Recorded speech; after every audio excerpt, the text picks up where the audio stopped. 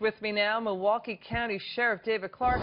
Thanks so much for coming on the show. Sheriff, what do you make of the fact that this man was already wanted for killing, and then he shoots two police officers?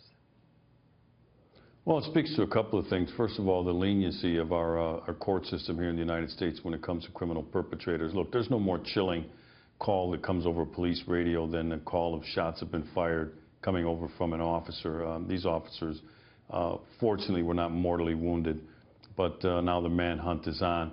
You know, this the war on police continues here in the United States. And, you know, how did de-escalation work out for these two of Oklahoma's finest? You know, that we've heard so much from the White House about cops putting more of an emphasis on de-escalation. How did the transformation of the American police officer and an emphasis on mediation work when they show up and the first thing that happens is they get fired upon? Look, the White House and the United States Department of Justice Attorney General, they didn't cause this, but they've emboldened these individuals. Liz, there was a time in the United States, and it was up until recently, where perpetrators were content with just trying to outrun the police, just flee, thinking they could get away. But now what they're doing is they're shooting first and they're fleeing second.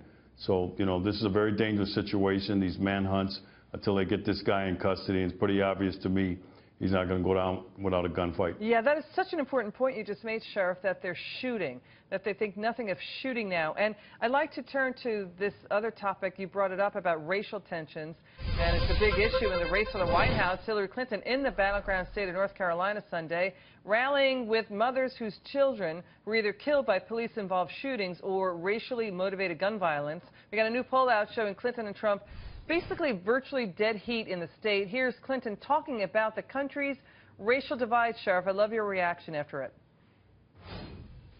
We know we face the continuing challenge of systemic racism. W.E.B. Du Bois called racism a basic problem of humanity, of democracy. Those words still ring true today.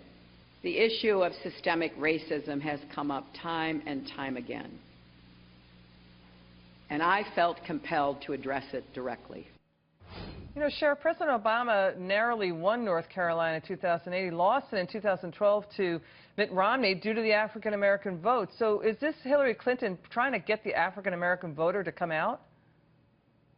Sure. She's stoking up racial discord, though, and I find that very distasteful. That's a slap in the face, not only to the American law enforcement officer, but also to every law-abiding citizen in America. Look, you know, those moms lost sons. We all kind of get that. But most of those individuals, I did not say all, many of the mothers that she's talking about, their sons were involved in criminal behavior or some sort of unlawful behavior that contributed to what happened to them. That doesn't mean they deserve to die, but at the same time, they were co-actors in their own demise.